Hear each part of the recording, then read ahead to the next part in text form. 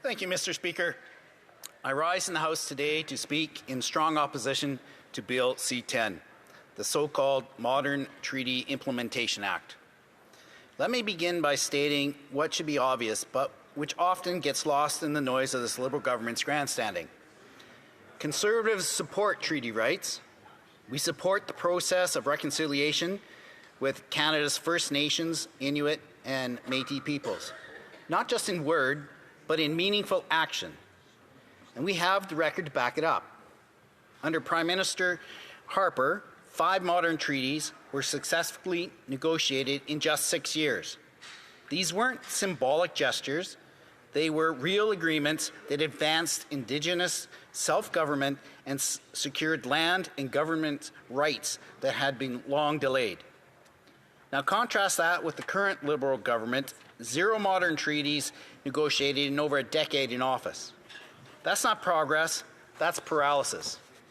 And that Liberal record is shameful. And now after years of doing nothing, the Liberals are suddenly telling Canadians that the answer to their own failure in bureaucracy is another office, more Ottawa insiders, and a new commissioner that, let's be honest, duplicates work already being done by the Office of the Auditor General. Now, Mr. Speaker, my riding of Yellowhead is home to 7 Indigenous communities and is located on Treaty 6, 7, and 8 lands. These are proud nations with deep roots, strong traditions, and growing aspirations. I've had the opportunity to meet with leaders and members of the communities since my election this spring. And let me tell you, what they need is not another report from another commissioner. What they need is for government to do its job. Can you imagine what an estimated $2.6 million on annual budget for this office could accomplish in Indigenous communities in my riding, in Indigenous communities across the country? Throughout the country, Indigenous communities need housing. They need better infrastructure. They need clean water, something the government has promised and has repeatedly failed to deliver. They need the federal government to live up to existing treaty commitments, not to kick the can down the road while claiming moral high ground from behind a new desk in Ottawa. Mr. Speaker, Bill C-10 is not about reconciliation, it's about political theater. Let's take a closer look at what this bill actually does. It creates a new agent of Parliament. The so-called Commissioner of Modern Treaty Implementation. This commissioner will write reports, table findings, and issue recommendations. But as we've already heard today, they won't have any authority to enforce anything. And the kicker, their reports go first to the minister, the same minister who is failing to implement the treaties in the first place. So before these reports are even tabled in the House. That doesn't sound very transparent to me. Now, proponents of the bill, including many Indigenous stakeholders, have expressed support, saying they will improve accountability. And I respect their voices and their opinions on this legislation. I also respect their frustration. After a decade of promises that were broken from this Liberal government, I understand the desire to take any measure that might force Ottawa to pay attention. But we need to be honest about what this bill is. This is not real accountability.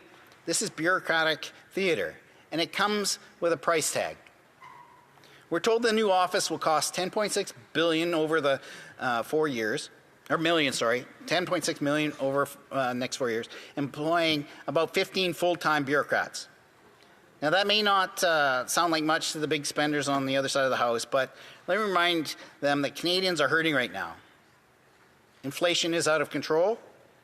Families across Canada are struggling to heat their homes, fill their gas tanks, and put food on the table. These struggles are not exclusive to Indigenous communities, nor are they exclusive to communities just in my riding. Every member of this House sees the impacts of the Liberal spending in their ridings and hears about the needs of their constituents on a daily basis. As a CPA, I've seen firsthand the effects of increased Liberal taxes on my community. Small businesses are drowning in red tape, and this government solution is to spend millions more creating yet another office in Ottawa. Mr. Speaker, this is not common sense. This is Liberal nonsense.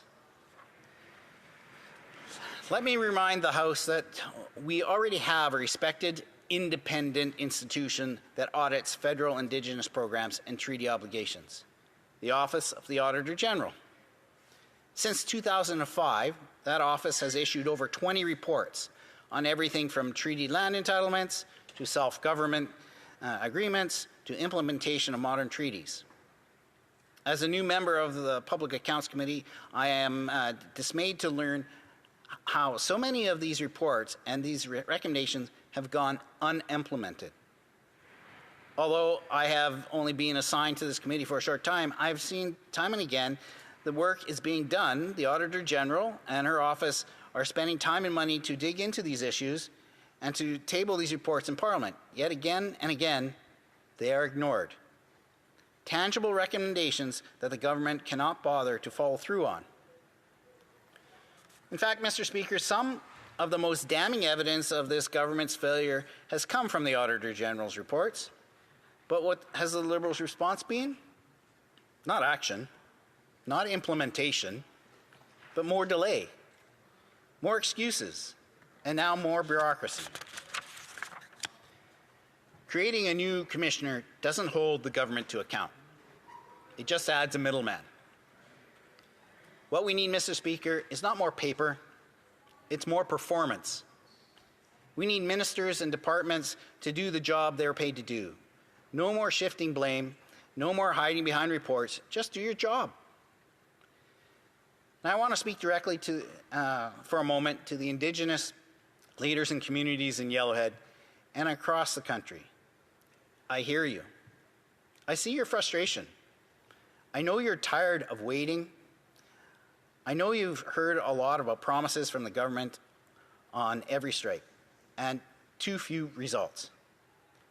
We do not need more layers of government to make good on your obligations. They just need to take leadership, we need accountability, and we need action.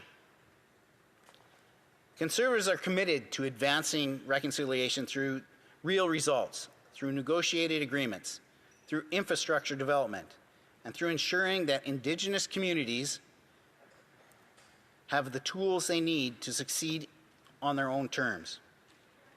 Reconciliation is not served by bloating the bureaucracy in Ottawa. It is served by empowering Indigenous communities at home. Mr. Speaker, the Liberal approach to reconciliation has become performative and bureaucratic. Canadians are seeing through it. Bill C-10 is not a solution. It's a diversion. It's a smokescreen for a government that has failed to act. It is a press release disguised as policy. It is ultimately a waste of time, energy, and taxpayer money that would be better spent actually implementing the treaties we already have. On June 11, 2008, Prime Minister Stephen Harper said the following during the government's apology to former students of Indian residential schools. It, being the Truth and Reconciliation Commission, will be a positive step in forging new relationships between Aboriginal peoples and other Canadians, a relationship based on knowledge of our shared history, a respect for each other, and a desire to move forward together with a renewed understanding that strong families, strong communities, and vibrant cultures and traditions will contribute to a stronger Canada for all of us. What this bill proposes will not improve the lives of communities it seeks to help. It will only create another hurdle, another level of bureaucracy, and another barrier for Indigenous communities who simply need the government to do their jobs, to honor existing treaties, and to follow through on their promises. Let me close by returning to my riding of Yellowhead, a region rich in history and tradition, a home to proud Indigenous peoples who want the same that every Canadian, the opportunity to build a better life, to raise healthy families, and to move forward with dignity and respect. They don't need another commissioner. They don't need another report. They need government that will stop talking and start doing. That's what Conservatives will fight for, and that's what I will fight for. I urge all members to vote against Bill C-10. Thank you, Mr. Questions and comments? Question en commentaire. The honourable member for Hamilton West, Ancaster Dundas. Thank you, Mr. Speaker, and I thank the member opposite for his what I take as genuine comments to this House. But I also want to take this opportunity to point out that members opposite and members in the opposition actively deny some of the horrors of residential schools and subsequent intergenerational trauma. So will the member take this opportunity to state on the public record that he acknowledges the horrors of residential schools, acknowledge the deaths of Indigenous children at residential schools, and acknowledge the need for genuine truth and reconciliation? Thank you. The honourable member for Yellowhead. I thank the member for his question. As I even stated in my speech earlier, that the Conservatives have a long history of stating that they do recognize that there was the problems in the past, and that we have addressed it. Starting back with Mr. Harper, we had several times where we had actual action that was done, and not just words, but things that were actually produced and going forward. So, and I myself too do recognize that there was these problems, and we as the Conservative side want actions and not just more words. Thanks. Question en commentaire. L'honourable député de Rimouski.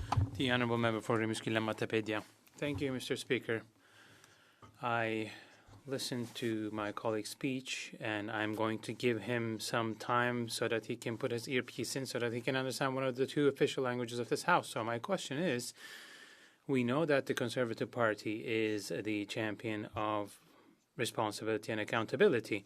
With this bill, the new commissioner will have an observation power only. They will not have any other authority, so they can observe a situation, but their hands are tied. So can my honourable colleague, can the honourable members tell us if they are for the commissioner having real powers so that they can really change things when the government will go against their commitments? I thank my honourable member for his question, and I agree that this commission would have absolutely no teeth. So it begs the question: do they really have any ability to do anything that is not already in existence? It's very similar to the Auditor General, where she has all kinds of recommendations and nothing would be accomplished. They can choose to ignore things. So I do see this as a waste of money when we already have the ability with the Auditor General to do the reports that this commissioner would now have the ability to do. It's just a repeat of the same abilities we already have. So it is very much a waste of time. But I'm not sure that I would actually want to give the commissioner any more power unless you want to extend it to making the Auditor General have the power to make those implementations too. So they would be on the same level as far as I see. Thank you. Questions and comments. The honourable member for Calgary Crowfoot. Thank you, Mr. Speaker. And my honourable colleague is new in this place, but I'm not. I've been here for 10 years now, and I have seen repeatedly how this government ignores reports from officers of Parliament. They ignore reports from the Auditor General. The Auditor General will come in and audit a department. They will find shortcomings. They table a report. The government says they accept the findings, and then they do nothing. They've done this with every officer of Parliament. They ignore the Information Commissioner, the Privacy Commissioner. So what would adding another officer of Parliament do other than give them another person whose reports the government can ignore? The honourable member for Yellowhead. Thank you to the honourable member for his insight into the past 10 years. And from my reading and learning over the last several months, I see absolutely no benefit to creating more reports. We need to actually have action, and to just have another place for creating another bookshelf to store another report to collect dust is not going to be productive and doesn't get to the root of any of the problems. We need to actually implement what we have and listen to the reports that we had. Like I said earlier in my speech, we've had over 20 reports from the Auditor General, and very few of those have actually been implemented. So There's no point in creating more reports to be ignored. Thank you.